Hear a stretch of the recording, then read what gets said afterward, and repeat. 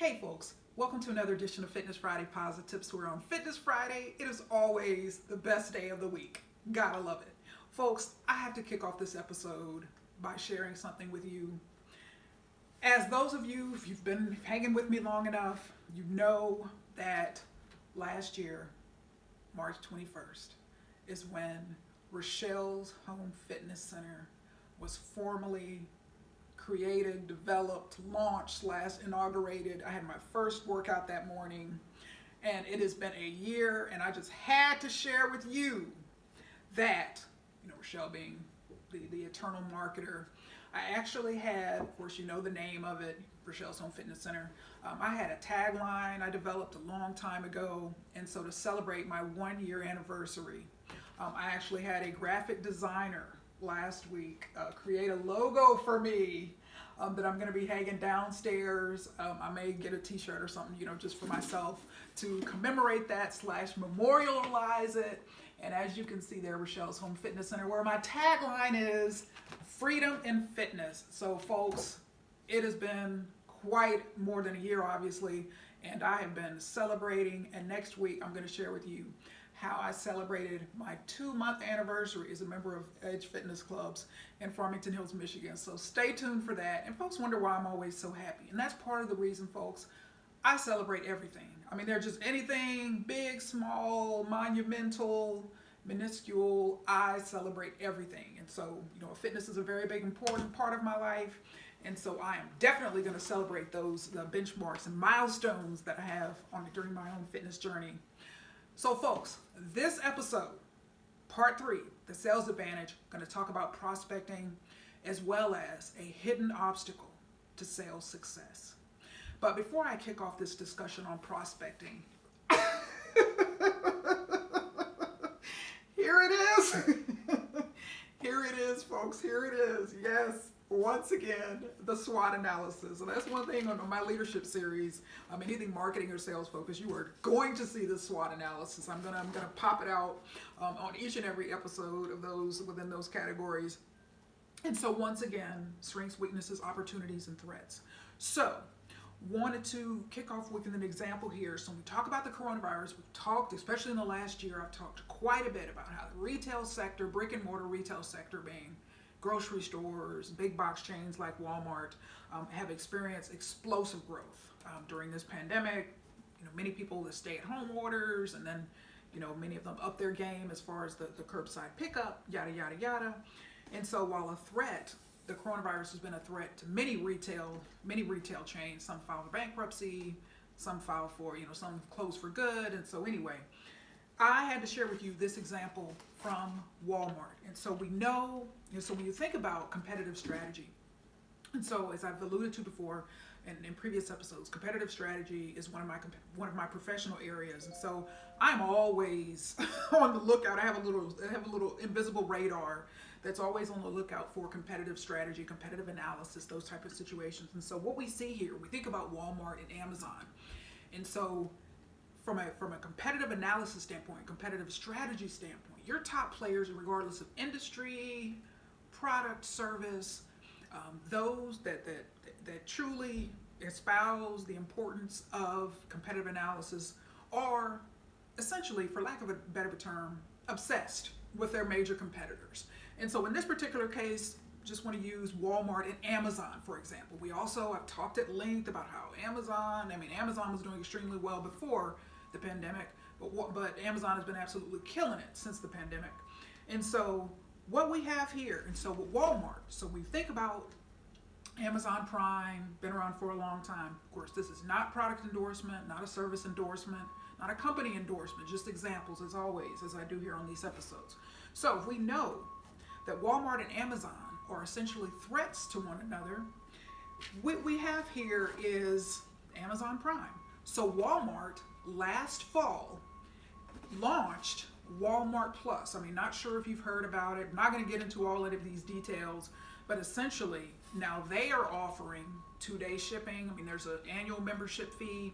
And so there's been a lot of advertising, a lot of marketing, a lot of branding behind this Walmart Plus service. And so they've got it on the bottom of the receipts now, introducing Walmart Plus. It's been around since, like I said, last fall.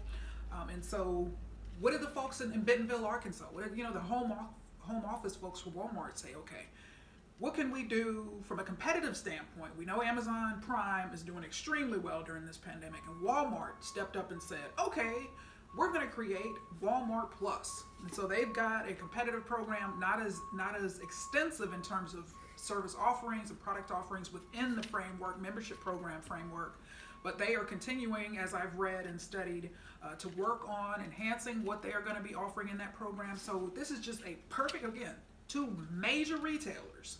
Of course, Amazon being a very big threat to the brick and mortar retail sector in this country for a number of years now, but Walmart, hanging in there, and then they have developed their own program, Walmart Plus. And so it'd be interesting to see how this program continues to develop and evolve to be competitive with Amazon Prime and see what's going on and how many members they ultimately are able to get. And so just had to share that with you. This is an example. And Amazon, from Amazon's perspective, so when you look at Amazon, a weakness that they have, again, depending on market segment, we talked a little bit about market segmentation last week in the fitness industry, but from a market segmentation standpoint, if you look at Amazon, who is a very large market segment that Amazon has difficulty reaching, historically? Those without credit cards or debit cards or those type of payment methods. And so Amazon is launched, if you haven't heard about it already, it's out there already, but it's called Amazon Pay Code. So that's a way for folks to pay with cash at certain places, such as Western Union locations within, certain Rite Aids and other places. So that is an opportunity now. They're working on that, continuing to refine that concept. But that is a way, again, for people that pay with cash that may be more likely, historically, to shop at a place, to go into a brick and mortar store like Walmart, those type of places, Target, Sam's Club, whatever. Now Walmart is looking for an opportunity to say, what can we do for customers that want to pay with cash, customers that want to pay with cash. So that's an example. Had to share that with you. But see, these top companies, regardless of industry, they are obsessed. You think Apple, Samsung, and LG aren't obsessed with one another? They absolutely are. Absolutely are. And I could go into more detail about that, but one on this particular episode, but they are evaluating what each other is doing. And so that's why I say, from a competitive strategy standpoint, know what your competitors are doing. Know what's going on in the market. That is so important.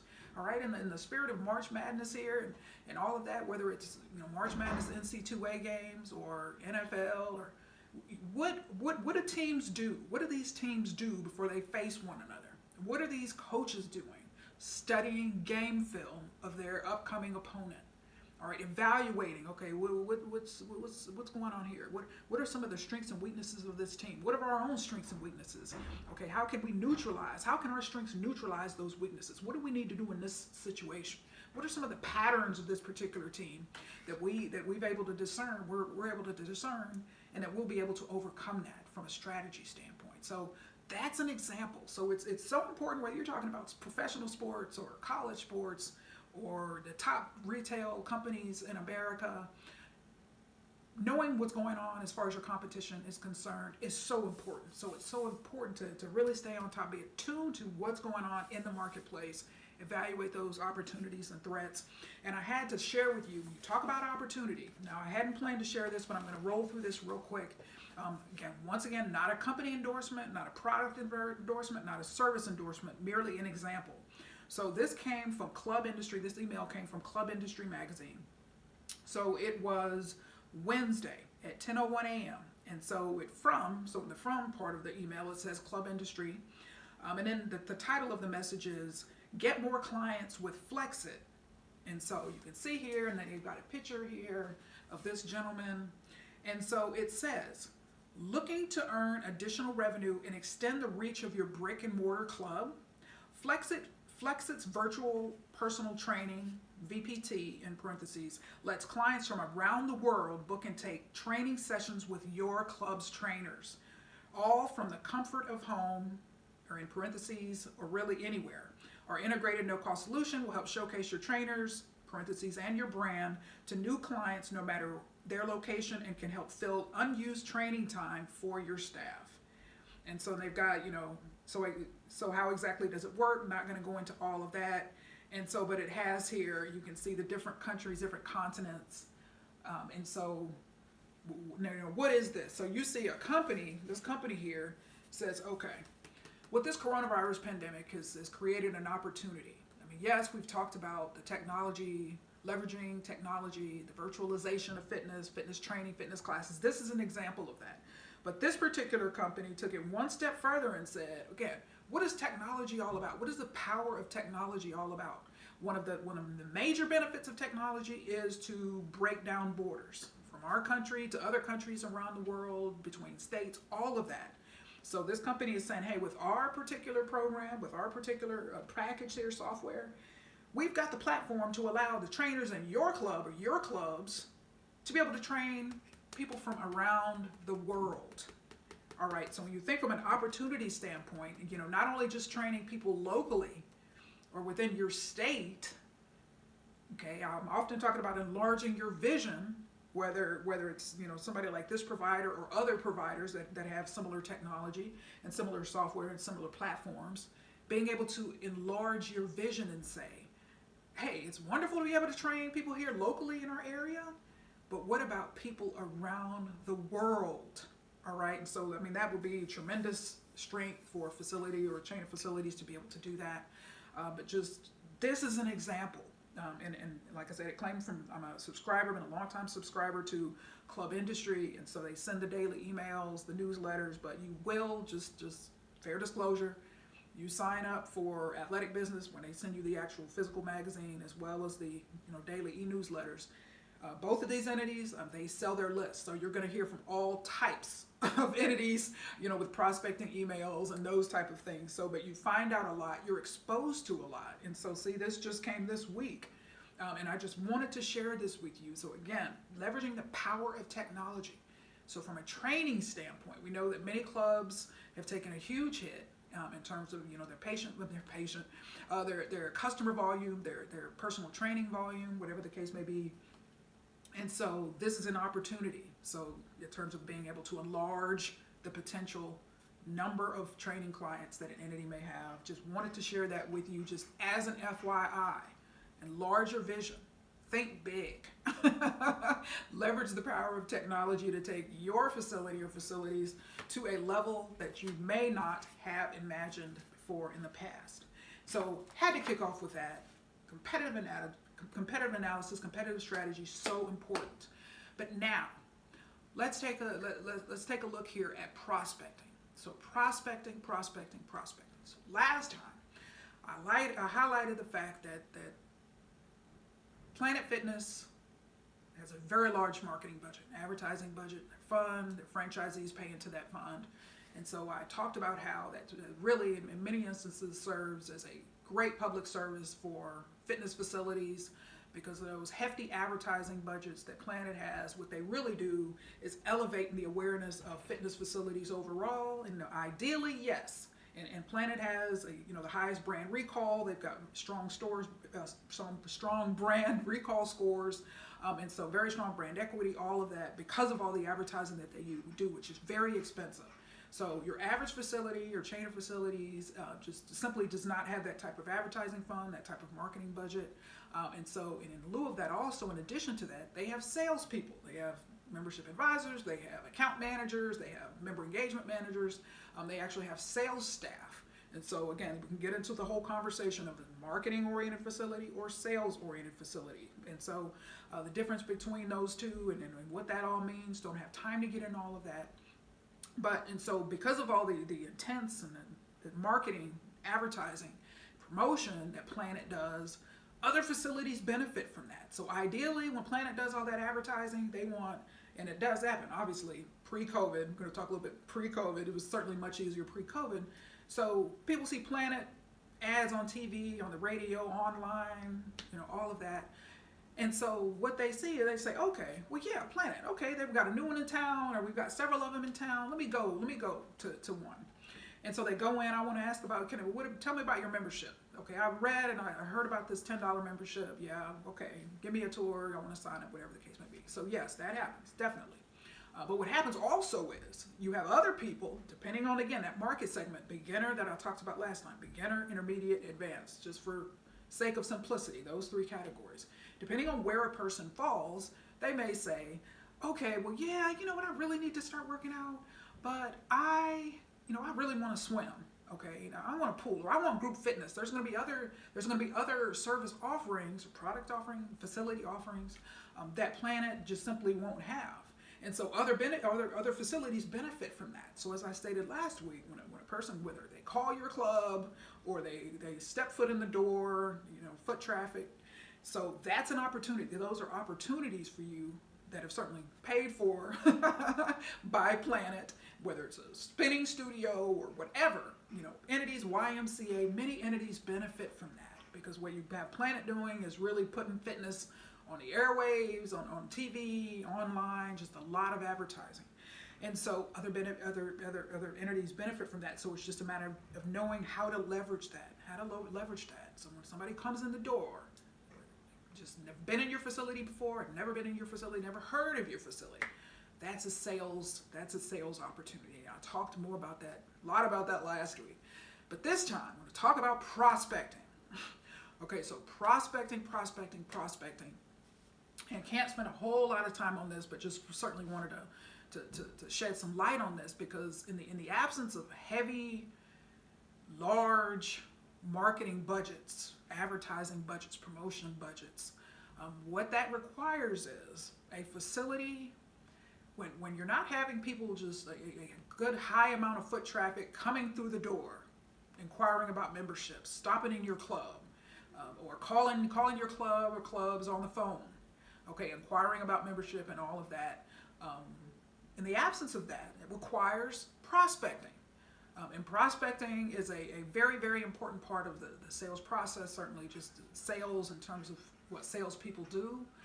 And prospecting, in a nutshell, in those cases where it's necessary, got to go out and find those people. There's different ways that you can do that. I mean, you can prospect via social media, you can prospect via email, you can prospect in person. There's various ways of prospect on the phone. So that would be an example where you have call centers and they have, outside sales people on the phone in a call center calling out perhaps to leads of the, qualified leads that the company has already provided them with, or in some instances, they don't have any leads, so they've got to prospect and find leads and then call those people on the phone. So that prospecting is a very complex, certainly concept within sales, but very important part of sales. And so within the fitness industry, in terms of prospecting, I'm not going to lay out prospecting strategies for you. You've watched me long enough. One thing I've said, and certainly one of my taglines here on Fitness Friday, Positive-TIPS with Rachelle, is I'm generous with my insight and analysis, but I'm not crazy. So I'm not going to lay out prospecting strategies for you. But so what I want to do is challenge you to think and develop your own prospecting strategies and tactics. But what I will do, because that's just the fundamental cornerstone of these Posi-TIPS, is I teach by example. Well, I can't have an episode with 7 ways to increase your gym membership. The type of episode like that is never going to happen. Never going to happen.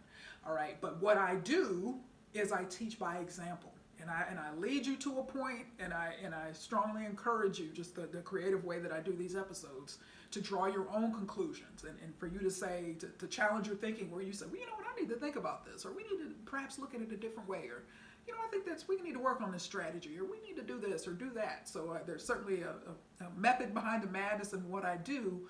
But what I'm going to do is give you a couple of examples here of prospecting that certainly that I've observed here in our Metro Detroit area. Just a couple of examples, and these are both with as far as getting gym members as well as personal training prospecting. So the first example is of DJ. Don't know DJ's last name, but DJ was a personal, not sure if he's still there. I've been gone from Powerhouse Gym in Novi. It'll be 4 years in July. And so not sure if DJ is still there, but DJ was a former football player. I mean, he looked like he could have been a defensive back. And so former football player. And one thing I also should state in this particular, because there's a little bit of a caveat in this particular situation. Powerhouse Gym has independent trainers. So they have independent contractors. So just recognize they're not salaried with benefits and all of that. So that changes the dynamic. But I think the spirit of it remains, the spirit of this comment and this kind of best practices remains the same. So within this independent, they used to have a large training staff, all independent, so they're responsible for finding their own clients, quite frankly. So I think that's where the independent really comes in, and how they're paid, and lack of benefits and lack of salary and all of that. So what DJ would do, so this is an example, DJ is an example of in-club prospecting. DJ, now personality-wise, and I think this is important to note, DJ was charismatic, friendly, just, talked to people, just was more of an approachable type. Yeah, he was a former football player, but he was approachable. He wasn't just like intimidating or anything like that.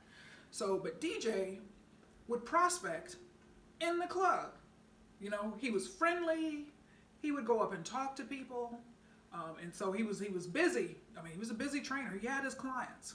And so I think that is a way, just simply going up and talking to people. But one of the things that he did, and I think it's very important to point this out, if somebody's going to be doing some in-club prospecting, and this is what he did, DJ talked to people of all fitness levels, And I remember he came up and started talking to me not too long after he had started working there, and he just would go around, was just friendly, would just go around talking to people. And so this was before, Fitness Friday Posi-TIPS, and so I was not friendly, but I was a little better. I didn't have that professional distance that I maintain within any fitness facility now, because I have to maintain my objectivity. And so, but he would come up, he would talk to me, would talk to people of different fitness levels, different sizes. And so what it didn't do, and just the strength of what he did do, and that didn't cause anybody theoretically to feel targeted. And what I mean by that is, if you're in club, if somebody's a trainer, whatever the case may be, or a group fitness instructor just trying to get more people for his or her training, group fitness class, it may be easy to walk around and kind of look at the people that are sedentary and out of shape and maybe grossly overweight or obese. You may look at them and say, there's an opportunity. I need some more training clients. This is a person right here. This is my person. But you have to be careful with that kind of stuff, because people can feel targeted just depending on their level of confidence, where they fall in that, where, they can get there. Just even walking up, approaching somebody like that, and you're a trainer, you're fit, whatever the case may be, depending on that person's level of confidence, they may feel targeted. They may feel, rejected and humiliated. Why is this person talking to me, and are they trying to recruit me as a client, yada, yada, yada. And so he didn't do that. He talked to various types of people, various fitness levels, but he was just friendly like that. And so he didn't give off the impression that I'm walking around in this club looking for out of shape people so I can get them to be my clients. So just a wonderful example, and I still remember that, obviously, years later, that he used to do that, and it worked for him. So he's just friendly, charismatic, so that worked for him, that worked for his personality, that worked for his style. If somebody's, more introverted, that's going to be more of a challenge. So it just, we have to realize where we are, where we fall within the spectrum of extroversion and feeling comfortable, approaching people within a fitness facility or outside of a fitness facility. But make no mistake, prospecting is part of sales, finding clients. When people aren't, and as I stated a few weeks ago, with the coronavirus pandemic, even when gyms reopened, and even when gyms were closed, people were not beating down doors on facility and overwhelming their political leaders saying, we want gyms open up now. You didn't have 50 million people clamoring to return to gyms. All right, and so, but the challenge of that is, since you don't have that demand, you may have the demand, and there's some pent-up demand and all of that, since gyms were closed for a long time. But in terms of people just, clubs and gyms setting membership records, and, clubs saying, oh my goodness, we had 1,500 new members sign up since our gyms reopened 2 months ago, that type of thing. That's what I mean in terms of just the demand, the demand situation. And so, yes, you've obviously had to shift towards a lot of in-home type workouts, but we know that people are not overwhelmingly being successful in that realm. It's just not happening. That's the truth of this situation. So this is an opportunity to prospect, to find those. Where are you going to find those clients? Where are you going to find those members? And speaking of membership, here's an out-of-club example for new member acquisition, getting new members, acquiring new members, finding new members. And I've shared this, I'd say, was that 2019? In an episode. This example was LA Fitness, an example of actually the 7 Mile location, one of our locations here in Metro Detroit, in Livonia. And so I was in a health food store near the club and within the radius of the club. I was in a health food store. And what I saw by the door, again, small little independent, what I saw by the door was these yellow LA Fitness 7-day free trial cards. And I actually took one, and I've had it for a very long time because I was also considering, when I was going to join a gym again this year, LA Fitness was in my list. So I had that free 7-day trial thing I had it for a long time. But that was an example. So, and when I flipped it over, as I shared, it was a Fitness Friday episode, I highlighted it, I talked about it, I flipped that over, and it had the AGM, the Assistant General Manager's name and cell phone number on the back of that. And initially, you kind of look at that, just my response to that was, man, they got an AGM out here prospecting, leaving this information, on the hunt, looking for new members. But then I said, well, absolutely, from a leadership perspective, yes, because what did you hear me say a few weeks ago? Lifetime Fitness, LA Fitness, very heavily sales-driven, profit-driven, numbers-driven companies. So, as I've stated before, if you think you're going to be employed with one of those two entities, in a trainer role or in a membership role, telling your boss, I was only able to get one new member last month because, our foot traffic is down because of COVID, whatever, yada, yada. You're not going to be on the payroll indefinitely with that type of mindset or just results, those type of results. Because the challenge with sales is, many places have quotas, many places have expectations, and that's the challenge with sales. Is that from an HR standpoint, you're evaluating behavior as well as performance. Okay, and that performance piece with sales, as opposed to other type of jobs within a company or whatever, that sales often includes quotas. And that quotas, you either meet it, you either exceed it, or you don't make it. You fall below expectations. And so that's the dynamic there. So that's why in that particular instance, you had an assistant general manager out at health food stores, and there's other entities that you can approach, whether it be owners, whether it be stores, whether it be companies, that will be glad to allow you to put because they look at that, that's kind of co-promotion, you got a collaboration going on, they come into this particular health food store or fitness apparel type store, and then you can leave any type of collateral materials for that particular person to take, a customer to take, so that's co-promotion. All right, that's collaboration. That can be a win-win situation for both entities involved. But that was an example. Again, you had an assistant GM out there, because why? From an accountability standpoint, particularly in sales, it's when you're obviously meeting or exceeding quota, there's going to be you may have some sales pressure, but when you're not meeting sales goals, is where that intense pressure can come, and then the sales manager's looking at you, the training manager director's looking at you like, okay, so you had one new person last month, and you still got these same 4 clients that you've had for the last 30 days. Something has to change, particularly, and I'm talking in the realm of those two cultures that are very sales-driven, very numbers-driven. All right, they're not perfect entities, but I'm just using them as an example where prospecting, those are very big prospecting companies. People aren't lining up to come in to inquire about our memberships or our personal training. What are you doing to find those people? What are you doing to reach those people? What tactics are you using? So I wanted to highlight those couple of examples of prospecting within the fitness industry. Like I said, it could be email, it could be text messaging, and be careful with text messaging because entities have been sued, and there's been class action lawsuits behind that. How too much communication with text messaging, and people feeling just stalked via text message where you're trying to get new members, whatever the case may be. So you just have to be careful with all of that. But those are a couple of examples of prospecting. So in the absence of hefty marketing budgets that are driving people into your clubs, what are you going to do? What are you going to do in terms of new member acquisition? All right, and prospecting is a very big way. I mean, you may have a decent marketing budget, a decent advertising budget. Couple that with prospecting allows the efforts and potential returns certainly to be far greater.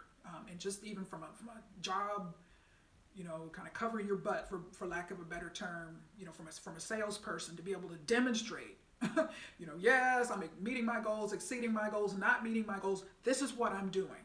All right, these are the activities that I'm engaged in. These are who I'm prospecting. This is what I'm doing in order to be able to reach people. All right, and so in this particular case, that AGM at the Livonia location, I don't even know if he's still there, but that particular person can say, hey, all right, GM, boss, this is what I'm doing. Let me show you. I've dropped off collateral materials at these particular locations. And then you can also track that to see how many of those come back, where you can evaluate the ROI, the return on investment of those particular activities. So had to absolutely discuss prospecting, because prospecting is so important now with people just, working out at home and just being afraid to come in, obviously to come into clubs, and just that natural foot traffic is down, in a lot of places, not all places, but certainly in a lot of places. So you always got to find ways around obstacles. Find ways around obstacles in order to achieve the results that you want. So prospecting is a very big part of that. And speaking of obstacles, want to shift gears here now. We talk about sales success, an obstacle, a hidden obstacle of sales success. So what I have here, Rachelle goes all out. Hidden obstacles. So now I'm hiding. I'm not hiding this telephone any longer. And so one thing I do certainly from a speaking, and definitely from a training standpoint, kind of one of my signature areas is case studies is one. Develop my own case studies for teaching purposes, but also role plays. And so obviously won't be able to role play today, due to the pandemic and just filming challenges and all of that. And so I can kind of role play with myself, or just kind of lay out some different scenarios regarding, any potential role plays, or what happened, or what would happen, in a definitely traditional role play. So when we think about sales, when we think about prospecting, the telephone, all right, the telephone would be telephone, it'd be email, it'd be text message, whatever the case may be. And so this telephone, just for simplicity, but also to give you just a good visual of this process of what happened, what goes on. So for purposes now, I'm wearing two hats. So it's sales trainer Rachelle, yes, but it's also Rachelle fitness facility salesperson. And so before I launch into these kind of role plays, simplistic role plays, what is the obstacle? What is a very big obstacle to sales success? Certainly prospecting success. And that is a fear of rejection. A fear of rejection. It's huge. A huge factor. Many companies, particularly large companies, I've certainly been through this process myself, will screen. And you're talking about, somebody, say for instance, Sally or John applies for a job at X company. They're a large company, a Fortune 100 company. So during that process, during that application process, the applicant could also be directed to a website, or there may be embedded within the email itself a personality profile, personality assessment, skills assessment, those type of things, where that person clicks on that and completes that. So it could be when the person applies, but it can often happen once HR is identified, or a hiring manager or hiring team has identified candidate or candidates that they want to move forward with in a sales role, they'll send that person, one of those type of assessments, one of the to figure out, and one of the biggest things when you're talking about sales talent is where that person stands regarding rejection. All right, because I don't know that there's any other career field where you are going to be as prone to rejection as sales. I mean, it comes with the territory. Sales territory. Pun intended, but it comes with the territory. Rejection, you are going to get rejected. I mean, and it's just, that is so important to evaluate and assess early on in the process. Because is this person, do they have a healthy fear of rejection, or is it one that is just extreme, where this person would be an absolute bad fit for this particular sales role? So it's so important to evaluate that, and not sure within the fitness industry, how much that is done. Because you can find assessments actually online that are free. You can do DISC, you can do Strengths Finders. There's so many different Myers-Briggs. There's several different assessments that can certainly be done, but from an HR standpoint, from hiring, talent acquisition, in a sales role, if at all humanly possible, even during the interview, if you bring in somebody and just ask questions about that, because that is so important. Because guess what? Even companies that have comprehensive assessments and testing and evaluation, all that before candidates are hired, in a sales role, you will still have people that have gone through all of that and have done well on the assessments and proved to be that they will be a good fit for sales in various personality, type of metrics and personality profiles and styles. That person, good fit, get hired, and still leave. All right, and particularly somebody that's fairly new in in their sales career. Or they're a brand new salesperson that they've maybe cross-trained in a different career field, from a different career field to sales. Sales can be brutal. And so it's that rejection piece is so important. And I'll digress here and share a quick story. My sales journey. We all have stories, various aspects of life and all of that. When you think about my own sales journey and how I shared on maybe 3 or 4 episodes over the years, I've shared this, but it makes a strong point where, long story short, I was at Northwestern in Chicago, was getting my second master's degree. I was interning at General Mills, so Minneapolis, Minnesota, Betty Crocker division. From a marketing standpoint, remember, my plan was I was going to spend 30 years in corporate America. I was going to be this big marketing bigwig. And that was going to retire, start my own consulting firm and speaking firm.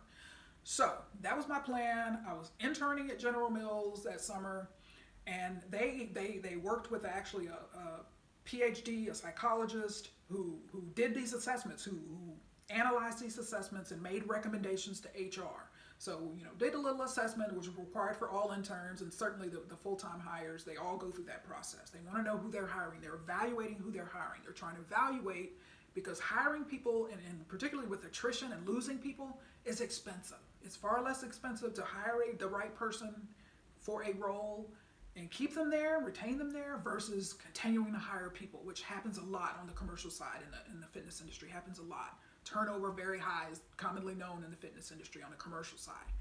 So did my assessment, yada, yada, yada. About a week later, I get a call from Bob Bender. His name was Bob Bender.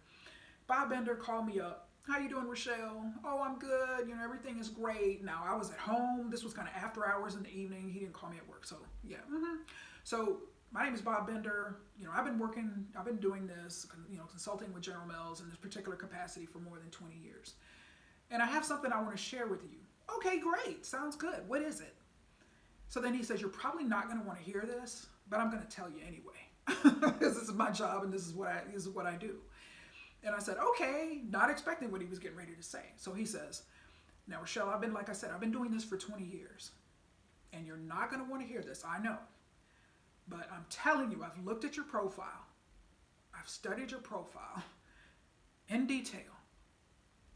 And I'm telling you, you need to be in sales. And I'm sitting there like, man, do you know what my career path is? Do you know my 30-year corporate plan of being a big wig and marketing? And this is why I had it all laid out. It was just so funny. And the reason why I'd actually gone to Northwestern was part of that plan. And I'm like, dude, and you're telling me you're telling me I need to be in sales? And then, so anyway, we had this conversation. And then he told me, he said, you know what, Rachelle, let me just impress upon you again. I've been doing this a long time. I've seen thousands of these profiles over the last 20 years for various roles within the company, you know, and I'm telling you, you need to be in sales. And the very first, and he started to list off. So again, we think about, from an HR standpoint, we think about performance. So yes, in a sales role, quota, sales goals, those type of KPIs or key performance indicators, yes. But also behavior. So they're looking at, you know, again, these assessments, evaluating behaviors ahead of time to say. And so what did he say? Number one, you're not afraid of rejection. When he was kind of giving me reasons why, because I was kind of resistant. So then he moved on to, these are some of the reasons why you'd be a great fit for sales. Okay, you're not afraid of rejection. And now looking back, obviously with me and then, you know, now sales trainer Rachelle, I realized just how important that aspect was, you know, and he went on to talk about, you know, you have great need for autonomy and some other factors in terms of what? Behavior of why I would be a good fit for a sales role. And so, but he told me that, it just, you know, I hung up the phone, you know, yeah, thanks so much for the insight. Thanks so much for your time. Click. So, you know, it was like, no, man, I got a plan. This is what it is, yada, yada, yada. But then fast forward, you know, I ended up, you know, transitioning here, moved to Detroit, accepted a role, you know, at the time, Novartis Pharmaceuticals. So I went into medical sales. And then eventually, you know, moved on up into biotech or biotechnology sales. And so, but looking back, and I wrote him a letter maybe like 2 or 3 years after that. You know, I transitioned. I was living in Dearborn here in one of our suburbs at the time, and said, Dr. Bender, wrote him a letter. If you Google people, I don't even know, it was Google around then. Yeah, Google was just kind of starting out or getting big, but I think it may have been Yahoo then or AOL. But anyway, found a man on White Pages, got his address, you know, sent him a letter and just said, Dr. Bender, I just wanted to let you know, wrote him a long letter. You were absolutely right. I absolutely love sales. Love it. And so that was an opportunity. He had to tell me what it is, had to tell me the truth, and tell me what he thought. All right. And I took a risk and then, you know, moved and changed careers and the rest is history. But that fear of rejection, he led with a fear of rejection. Rachelle, you don't have a fear of rejection. Why? Because in a sales role, a fear of rejection will sink you. I don't care what it is you're selling. I don't care what the product or service is or whatever the case might be. That fear of rejection, because what it can paralyze a person. All right, to say, it just, you know, like in terms of being able to act. All right, so they will just kind of freeze up and hearing those 2 letters, no. What if they say no? What if he or she says no? I don't want to deal with the pain of hearing no. And one thing I often say, even from a sales training standpoint, and people that have issues with rejection hate to hear me say this, is every no is closer to a yes. Every no is closer to a yes. So you got to have a positive attitude to say, this person said no. But if I keep at it, eventually I'm going to come to a yes if I don't give up. All right, but I can also learn from those no's and recognize, like last week when I talked about the needs, when somebody walks into a facility and they, you know, Maslow's hierarchy of needs, and you see that need there for security and safety, right? And somebody comes in and says, well, you know, I just, you know, it's you know, I feel judged in a gym, okay? Planet Fitness, judgment-free zone, that's just some of their marketing and how they brilliantly tapped into that need of people just feeling insecure in a fitness facility. I'm out of shape, yada, yada, yada. So that no gym intimidation and that judgment-free zone, that's where Planet got that from. All right, but conversely, I'm going to talk more about this next week, a highly buff man, you know, say a man is, I don't know, 6'6" and super buff, you know, And he walks into there with huge biceps and everything. So that particular scenario, his sense of security in a facility, he would look at a planet and say, well, that lunk alarm somebody may ring that lunk alarm, it may go off on me, or somebody may judge me. Okay, same security need, but just very different. That person may say, I want to be in a facility where I'm not going to be judged either, and I'm not going to get a lunk alarm rung on me either. All right, so but that same need, or a woman may come in and say, or even a man may come in and say, well, the way everybody else in here looks so fit, whatever, going into that, what is that? That security, that insecurity goals. Guess what, ma'am? We got a women's only section. Or guess what, sir? You know what, hey, these are our hours where it's, very few people in here. You come in here at this time and you just kind of get your bearings and get things moving, and then you're eventually, get in shape and start to feel more comfortable and can come whenever you want. But just those type of things, listening to those needs. All right, but that fear of no will just paralyze a person. Not just within this fitness realm of new member acquisition, member retention. If somebody's trying to leave or cancel their membership, somebody with a fear of rejection is going to be like, okay. Why? Because that fear of rejection. What if somebody gets mad? What if they chew me out? What if they curse me out for trying to talk them into staying, or find out why the reason is that they're leaving? They won't feel comfortable in many cases having that courageous conversation. All right, but just that fear of rejection relationally. All right, how many people are afraid, I really have a crush on so-and-so, but what if he or she says no? And they just won't act, just paralyze. Just sit back and watch him or her end up with somebody else and tell themselves, man, just my insecurity got the best of me again. All right, that's in professionally speaking. Somebody with a fear of rejection will stay in a bad workplace situation. All right, sometimes it's for the money and just all of that. Maslow's hierarchy, that security need is big for a lot of people. But they will say, well, what if no one else wants me? I can't deal with the pain of pursuing a different position because hiring managers, HR, I can't deal with the rejection. All right, you hear people say this all the time, and I think this is one of these areas of just kind of in terms of self-awareness that I think people are generally high. People have a high level of self-awareness when it comes to their own sensitivity to rejection. Because I know, I've tried to recruit salespeople, and stuff over the years, and whether it's even a volunteer role as well, where they have to kind of do some prospecting and some things like some asking, and people will tell you, no, I don't feel comfortable, I don't want to hear no, I just can't handle that. So I would say that self-awareness is there. So, yes, it would be wonderful in the fitness industry in terms of facilities and hiring to be able to assess that early on, in terms of when a person applies, but also, this is not, in an interview situation.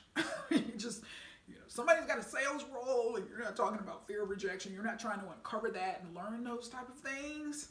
And then that person gets in, particularly if it's their first sales role and they're excited and they're positive and they're a go-getter and they've never experienced that rejection and that ability to overcome that. This fear of rejection is a very huge obstacle. And I just, my approach to Fitness Friday Positive Tips with Rachelle is holistic.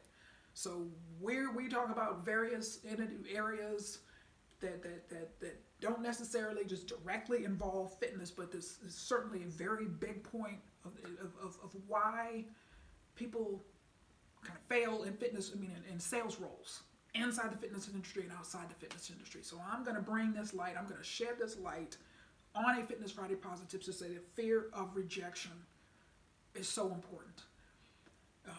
And just what can you do to overcome that? There's concepts such as team selling. So if you've got somebody that's just a wonderful person, and just a wonderful attitude, positive and passionate about fitness and all of that, but they don't handle rejection well, can you pair them up with another salesperson where if they kind of sense themselves getting a little wobbly before asking a person, do you want to join today? Or which type of membership do you want to sign up for today? All right, if somebody's kind of not comfortable doing that yet, can you pair them up with another salesperson where they can kind of call that person or just walk this prospect or this potential member over to that person and say, well, hey, this is my colleague so-and-so, and he's been here, she's been here, whatever time, and can that person close them and ask them to join or sign them up for a membership if a person knows that, I'm a little wobbly in this area. What can I do? Obviously from a personal training standpoint, a lot of people, become trainers because they want to train people. But depending on the type of entity that a person is in, if you're in a highly sales-oriented, profit, numbers-driven entity, and you have that fear of rejection, and you're responsible for finding new clients, it is going to be a nightmare. It is going to be an unequivocal nightmare. Whether you're looking for training clients or new members, and you're required to prospect, you're required to find people, find your own, source your own leads, find your own leads, work your own leads, develop and nurture your own leads. That process can be a very big challenge. And so I just want to alert you to that. So now on to Rachelle's solo. See, folks, you get it all here on Fitness Friday Positive Tips with Rachelle. So Rachelle's lone, role play. And so we talk about the fear of rejection and what that looks like. I wish I could have another person here, to role play with and to work this out. But for filming, for simplicity and all of that, we're just going to roll with it. We're going to roll with it. So, and I've got 3 different scenarios here. So we've got, first, upsell prospects. So these would be members, current members of, Rachelle is a sales representative. I'm an account manager at a fitness facility.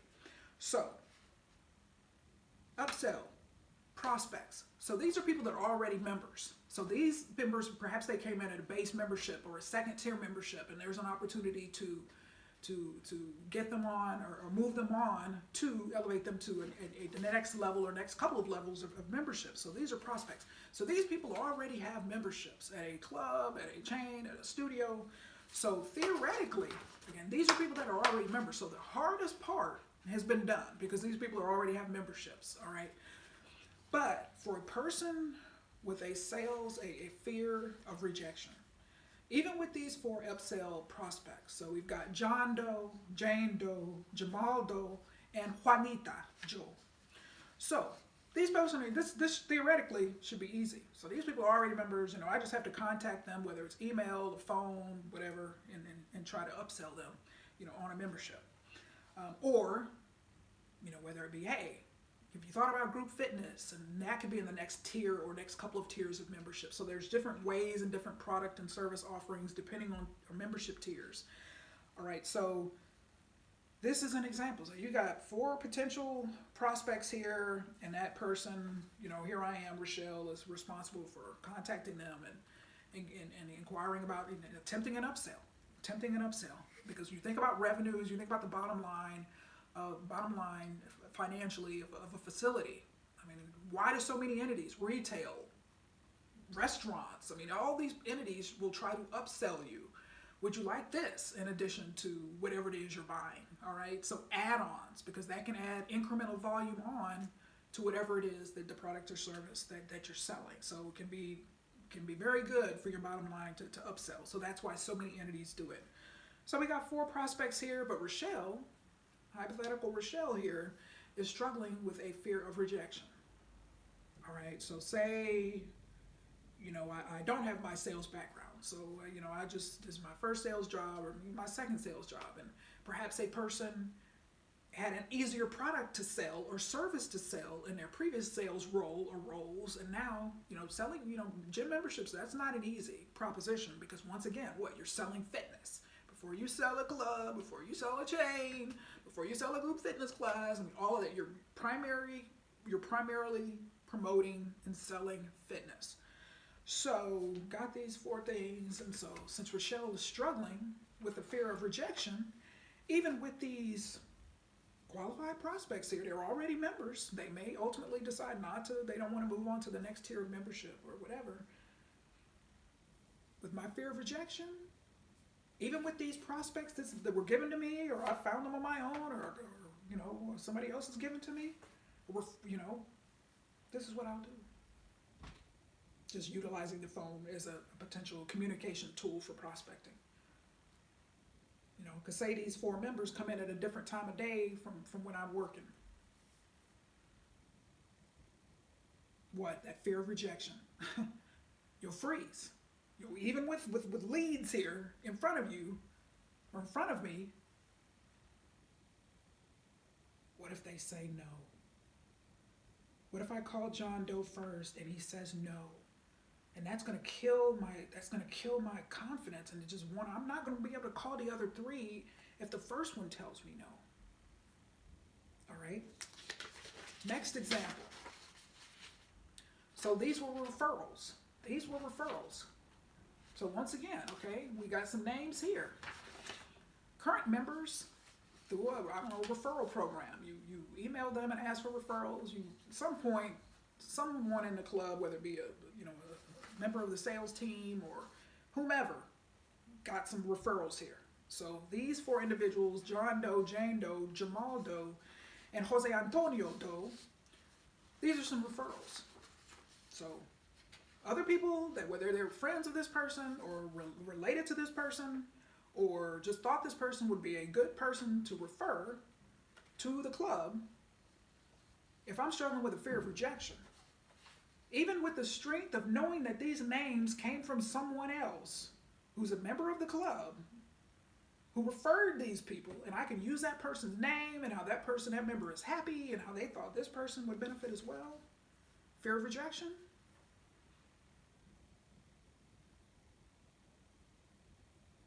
Or in front of a computer screen,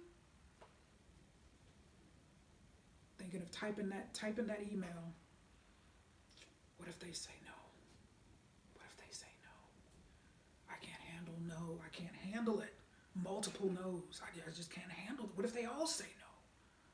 It's gonna I can't handle that. All right. So, last category, no prospects.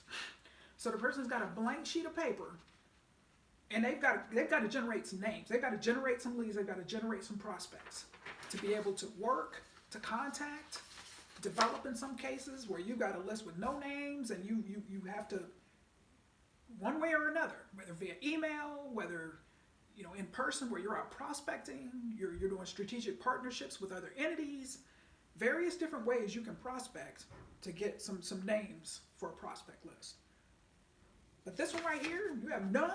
This is the hardest. And this is where sales comes in, because just in the absence, once again, of people coming in through the door, lining up, trying to join a facility or facilities or studio, this right here. But this is the sales. This is where salespeople come in the fitness industry and outside of the fitness industry. Sometimes companies or businesses will provide you with leads. They may be qualified or unqualified leads that you have to work, you have to develop, you have to contact to see where they fall. You have to go through all of that prospect to see if they're going to be moving forward, who will move forward within this group. But inside and outside the fitness industry, this right here. So with the worst case scenario, they give you no leads, no one helps you at all. You've got to be able to do this. You've got to be able to prospect. You've got to be able to come up with leads. You've got to be able to work those leads and go from there. But a person with a blank sheet of paper, or if they've got it on their iPad, prospecting, or sales, CRM, customer relationship management software on their desktop or laptop in the gym, in their office, if it's a salesperson, be looking at this blank sheet of paper, no names. Fear of rejection. I got a fear of rejection. I got to get all this on my own. I got to find some people.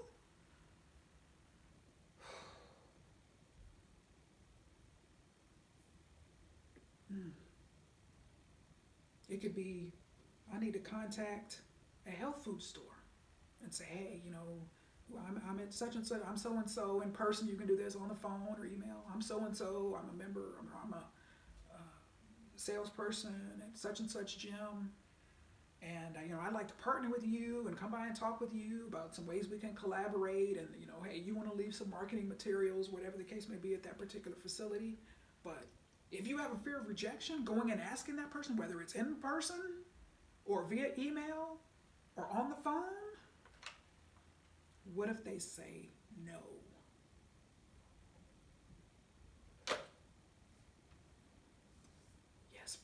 Yes. So this fear of rejection, all right? So if somebody's a current member and it's an upsell opportunity, fear of rejection. Goodness. So just evaluate them as much as humanly possible. Obviously, during the hiring process, this isn't an HR episode. I do HR episodes, leadership episodes from time to time, but this isn't one. But this is one where, I mean, there's just a lot of different areas that the sales aspect touches on, to where you can try to see where people stand on the rejection, sensitivity to rejection or fear of rejection spectrum early on.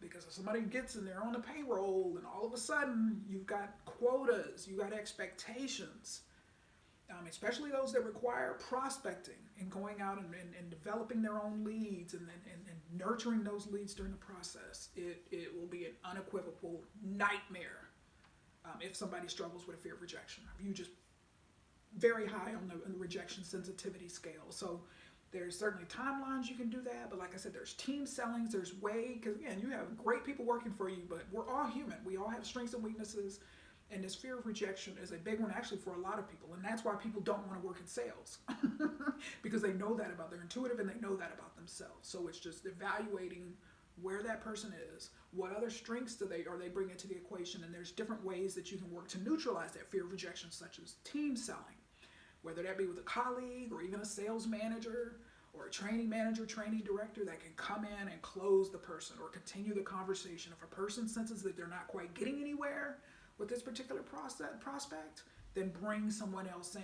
I mean, and that, even if somebody's not dealing with a fear of rejection, that's just a very common way to close the sale, to get a membership sign up, to be able to partner with somebody who's able to, have a different conversation with the person and evaluate, where that person's needs are. I mean, we all have different strengths and weaknesses. So, don't be afraid, any salesperson is like, don't be afraid to pair with somebody, with a colleague who may be more seasoned, or perhaps they've been in the fitness game longer, whatever the case may be, just to get the help you need in order to be successful. Because, when one salesperson, when one account manager, whatever the title may be in a facility, succeeds, everyone succeeds. But when one struggles, and then a person may wonder, like, what in the world is going on? Our membership numbers have been flat.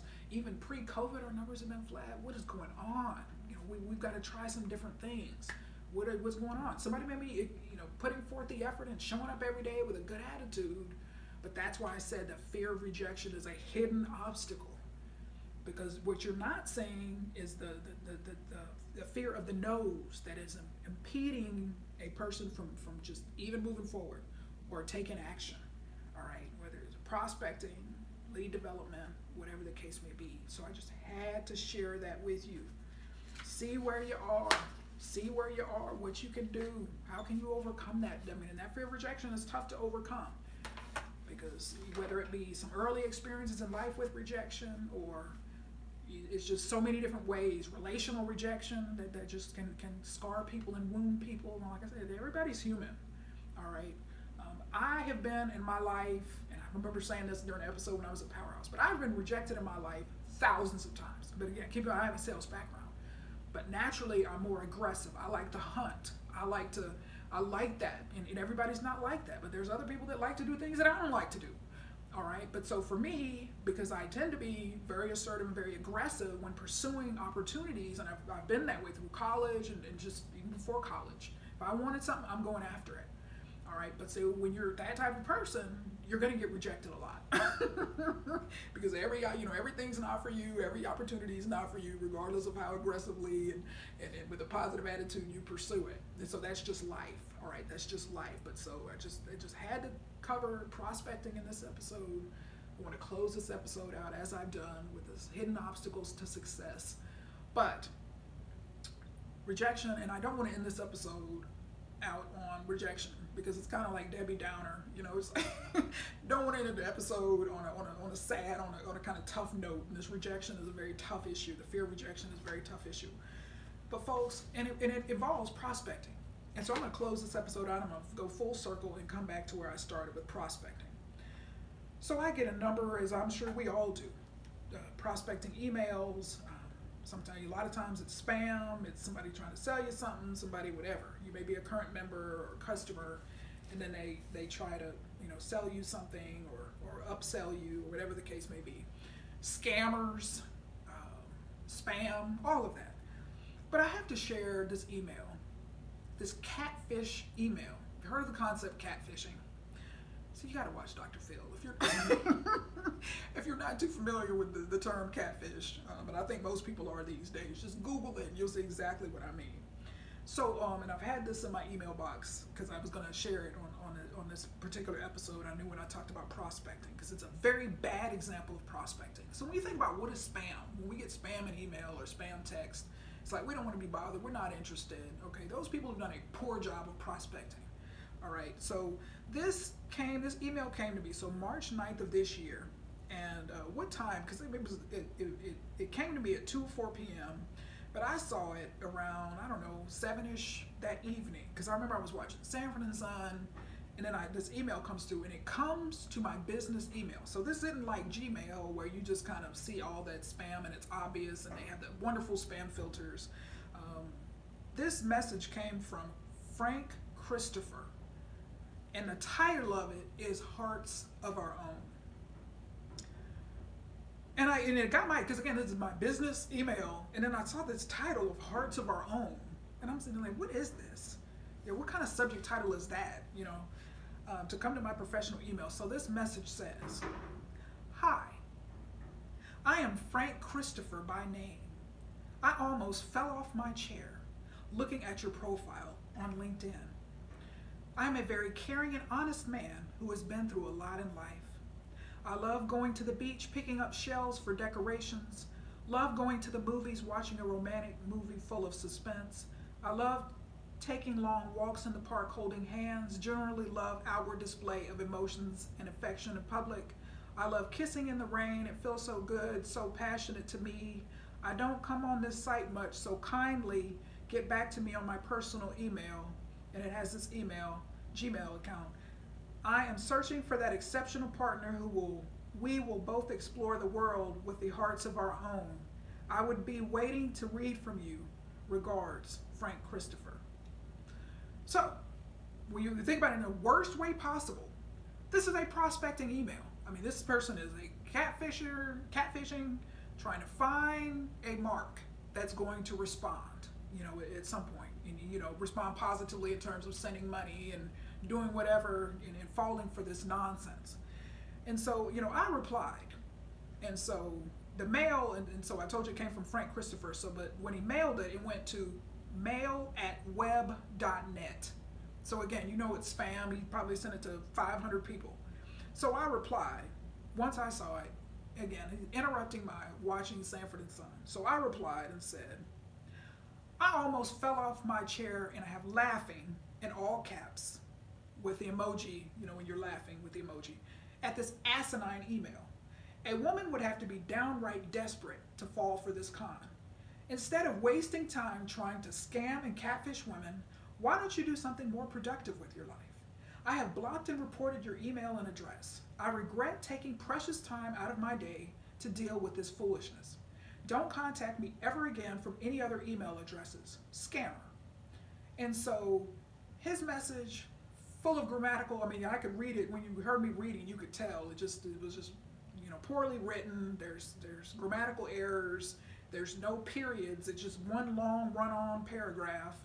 And so very bad prospecting email. All scams are, but they're looking for a mark. All right, and so this is an example. It's like, dude, why are you wasting time with this? All right, but in the worst way, these nonsense messages are prospecting. All right, prospecting, trying to find the person, in legit business enterprises that send prospecting emails, that have prospecting, again, outbound calling, prospects to hey, gauge their interest or introduce or launch a product or service or company. All right, prospecting. All right, but see, when prospecting is done poorly, i.e. this is the kind of reaction that you get. So it's so important to really have your stuff together when you're prospecting. And to be quite frank with you, I was insulted when I read this. Because my thought is, if you're going to go through the trouble to do this kind of nonsense, at least do it well. Yes, this is going to be a best practice, for my teaching and training purposes. And so, I'm going to be highlighting this particular email that came as a bad example of prospecting. all right? But it's like, do it well. Like, get somebody to help you write a letter, even though it's a scam, and I realize it's a scam, and I know it's a scam. Enable me to read it, make it so good where I can read it and say, yeah, this is a scam, but this person did a real good job on this. Let's take a look at why. All right? Horrible example of prospecting. All right? So whatever you do when it comes to prospecting, you want to do it well. You want to do it right. All right? You want to qualify it and spend a lot of time talking about that. How likely is this person going to be interested in your product or service? What can you do to move them along the process in terms of potentially joining your facility or signing up for training or coming to a group fitness class, whatever. But that prospecting is so important. You don't want to send large and personal emails to a bucket load of people saying, hey, this is our gym, this is what we're doing, and yada yada. Can you personalize it? Can you evaluate? We prospect research. That's a very important concept where we have the internet now. You can learn a lot about a prospect now. So that person, they come into your gym, they're wearing a particular college jersey or whatever the case may be. There's different things that you can inquire. You can ask questions to learn about that person to better tailor your message. Now this person said, okay, you apparently claimed to look at my LinkedIn profile. Okay, I think in my opinion, again, this went out to who knows how many people, but if you had looked at my LinkedIn profile, you probably would have come to the conclusion that she's probably not the best person for me to target with this scam, with this scam email. All right, and so just do your homework. Just do your homework. From a messaging standpoint, just you got to be on point. Bring it. And prospecting will not be hard at all, and you'll be able to achieve whether it's new members signing up, whatever the case may be. So folks, that is all I have for you today. I am closing this series next week. The 4th episode of the Sales Advantage is going to be a good one. I promise you. Like I said, I don't do sales. This is my very first sales series. I don't do sales series here on Fitness Friday Posi-TIPS. But I got a special request in honor of the coronavirus pandemic.